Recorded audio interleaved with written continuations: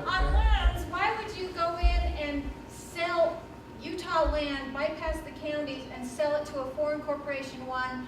And why would you vote for something like the FAA Reauthorization Act that allows 30,000 drones to be flown within the United States to spy on United States citizens? Yeah. Who's that question addressed to? Okay, we'll start. Okay, let's start with the FAA. That what you said about the FAA doesn't exist. There weren't the number 30,000 is not there.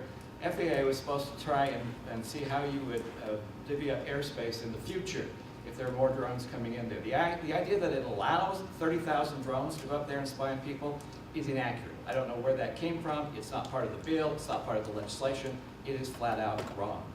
The other one you asked for is dealing with the ski-link. And I can tell you, ski-link could connect those canyons on private property except for 30 acres that the Forest Service doesn't want to give up. And the bill does not force the Forest Service to sell it. They still have to do an environmental impact. What the bill does is prohibit third-party interest groups from suing the Forest Service from giving up that land.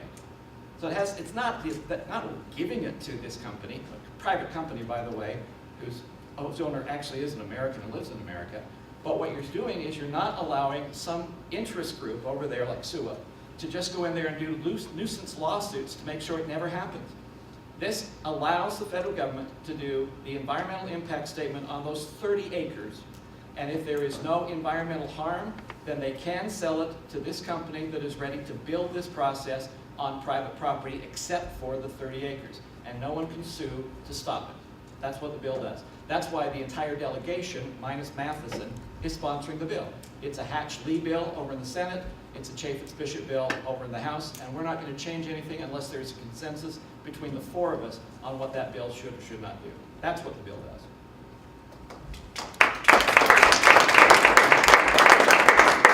There is a lot of controversy over the ski-link because of the county feels like they were, and that's in my county, they feel like that they were bypassed in the process, that they didn't have any say in what was happening with land, and I'll just be really politically incorrect right now. I do live in Summit County, so I live with a lot of tree-hugging people. They really like their environment, and they like it so much that they often stop progress to make it the way they want it there. It's the most liberal county in all of Utah, and it's hard to be a conservative and live there, but I'm managing it so far. So there is a lot of controversy surrounding ski-link with this bill because they feel like they are being bypassed and they have no say in what's happening with this land. They feel like it's been multiple used for over 100 years, and they would like to have at least the process involve the counties and the people that it's actually impacting. And they feel like it's been unfair that they have been completely bypassed in the process.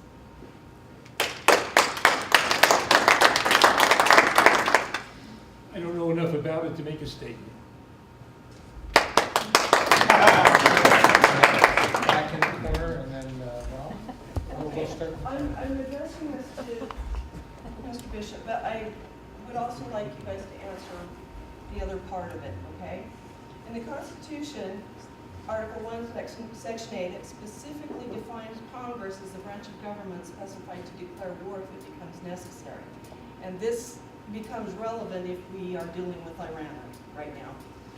In recognition of your vote against House Congressional Resolution 51, in which a no vote advocated congressional authority and negated the constitutional checks and balances on the power of declaring a war, and gave one man the power to unilaterally wage war in unregulated fashion, how do you reconcile this vote with your oath of office that you took, which states, I do solemnly swear or affirm that I will support and defend the Constitution of the United States against all enemies, foreign and domestic, that I will bear true faith and allegiance to the same. They don't coincide in my mind, and I'd like to hear your explanation on this. And what does your oath of office mean to you? You're going to have to help me out on this one. You said HCon 51? What was that? Who was the sponsor, and what did it do? That just doesn't ring a bell. I didn't write that down. Like, I will tell you what happens. I am not happy with resolutions of use of force. I wasn't there when the two resolutions were passed. I have come to the conclusion that I don't want to ever vote for resolution of use of force. If we are going to commit men into harm's way, I want us to declare war. If it comes down to Iran, I probably would vote against a resolution of use of force.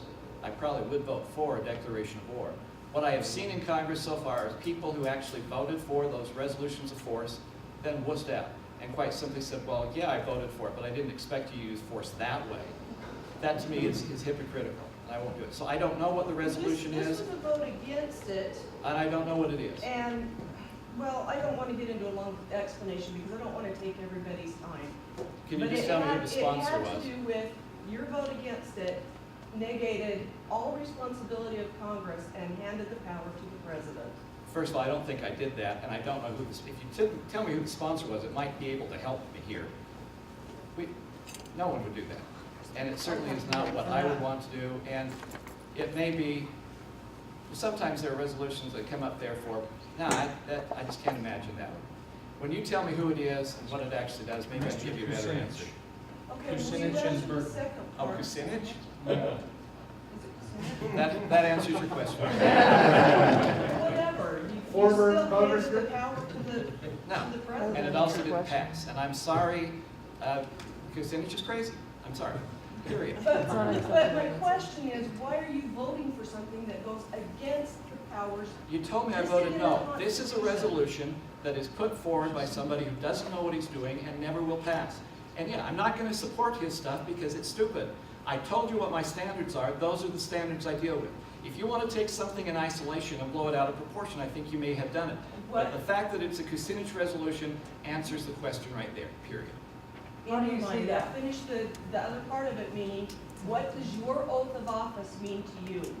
To stand by the Constitution and support it when you continually don't vote for constitutional principles? We have a difference of opinion on that. I think I support the Constitution because I know the Constitution. And I take it seriously. I take it very seriously. That's why when I was teaching high school, we spent a week and a half making sure we read the Constitution. Everybody, whether the class wanted to or not, that was one of the processes we go through. I do take that very seriously. Whether you believe I do or not is insignificant. I know I do, and when I meet my maker at the judgment bar, I do it with a clear conscience, period. But don't you also account to the people? Let's finish the question with the other two candidates. I don't know anything about that. I have no idea anything about that resolution, so I can't even speak to that. Address But, the oath. I have been noticing some things happening lately in Congress that are concerning to me. There was just recently something passed, a resolution against Iran, with nuclear weapons. And of course, none of us want to see Iran with nuclear weapons. We've probably all gone completely.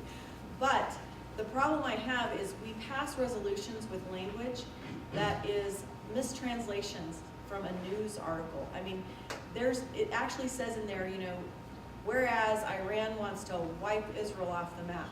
I know for a fact that is not what Ahmadinejad said, because I have friends that speak Farsi, I have friends that speak Arabic, I have friends that speak Hebrew, and they have talked to me about this language, and this is all a mistranslation from a news source.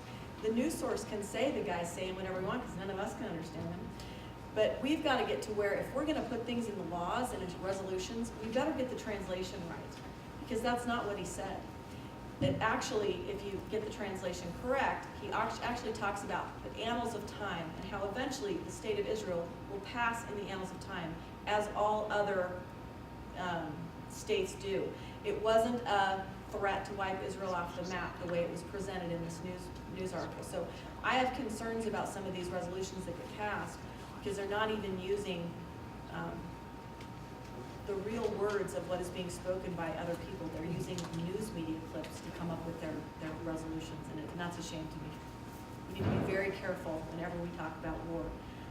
Iran is a threat, and we all know they're a threat, but what's interesting is Saudi Arabia is the one that's producing most of these people. The people that flew those planes into buildings on 9/11 all came from Saudi Arabia. They didn't come from Iran. But we claim it's the Iranians that are producing all these people. Now they've got Hezbollah and other things. I know that's a really big deal, and we do need to be safe, but we need to remember that we're supposed to be a defense, not an offense. And this idea of preemptive war is a new thing in our government. Republicans were never the party that was for preemptive war until recently, and I would like to see that shift.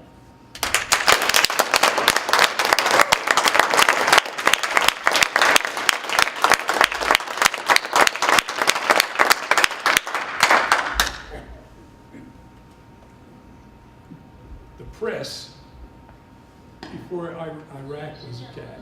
Okay? It was stating, you kept hearing about, they have nuclear weapons there, they're doing this, they're doing that. And Iraq was such a tremendous threat, and et cetera, et cetera. It was such a threat so that when they went in there and attacked Iraq, okay, how long did it take to take the Iraqi army out? Was that 5 days or something like that? It wasn't a very long time at all, right? And so they went in, and now they took the country over, and they checked it out and looked for all these weapons of mass destruction, and they wasn't there. Okay? They was not there. And that was a preemptive strike, wasn't it? Okay. Now, think about it. We're getting the same story about Iran. Okay? How bad they are, they're doing this, and we got to fear Iran, et cetera, et cetera. But what Jackie said makes the most sense to me. If I don't have the right to do it, I can't delegate that right to my country to do it. Okay, if I don't have the right, and I don't have the right to attack anybody unless I can defend myself, fine, but to attack somebody, that's something I'm not supposed to be doing. Okay? It's against our principles, it's wrong, and it's going on. Okay? Consider Libya. They thought, well, Gaddafi is such a terrible guy and all this is going on, but what business of ours is it of ours what kind of a guy Gaddafi was? And from what information that I got, he'd done a lot of great things for his country. Okay, that's what I seen, but it was attacked. I frankly think that kind of stuff is terribly wrong, and they're doing it in your name and my name, and I don't think it's right. Okay? I think we should have a strong military for good defense. Like was said, was it Theodore Roosevelt? You need to walk softly and carry a big stick. And that makes sense to me. But attacking people, that does not make sense. Right? It's wrong, and I don't want to ever see things like that happen. And would I fight against stuff like that? Absolutely, I would.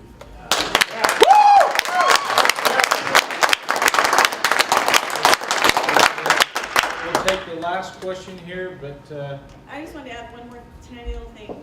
Iran is trading their oil for gold right now, and that's really what's upsetting America, because American oil is traded in US dollars, and I think that's making people more mad than anything. And that's what Libya was doing too. Exactly. okay, last question. Just real quick, it seems like in recent history that more and more of the bills that are being passed through the Congress and the Senate are gigantic bills that create a bunch of agencies that write regulations after the fact. When it used to be that we passed a bill that was pertinent to a particular issue, and the legislature actually wrote the law, and I'm sure with assistance, but the bill contained the law. But it seems like now this is being left more and more to agencies that are created by the bills, as opposed to it being in the bill for everybody to consider and understand before it passes or fails. Is there anything that can be done about that? Yeah. First of all, Congress has to recognize that you cannot give our power over to a bureaucracy to write rules and regulations. And fortunately, more and more people are starting to realize that and pushing back. Like I told you, we changed the rules of the House to prohibit those huge bills. There's actually a size limit on what kinds of bills you can have and amendments you can have to it. But more importantly, it has been a tradition of simply saying Congress is going to think in the big picture, and then we'll let the bureaucracy set up the details. That is wrong. And that's one of the things I'm fighting. In fact, that's one of the things the 10th Amendment Task Force and the Republican Study Committee are fighting against. Primarily because we passed a REINS Act. And the REINS Act would said that any regulation that cost over $100,000 had to be reviewed by Congress. I was appalled that Democrats would stand up opposing that bill, saying we as Congress don't have the time to review all those rules. If we don't have the time to review all those rules, we better make time. That's our responsibility. Or make less rules. And which takes it away. The only thing I didn't like about the REINS Act is it was a $100,000 limit. To me, every rule should be reviewed by Congress. Every rule should be done, and we quit writing those nebulous those nebulous laws simply sound good and say, okay, the agency will now go forth and make regulations to implement them. Those regulations are what is hurting American people and has to stop. And I agree with you. I agree with you.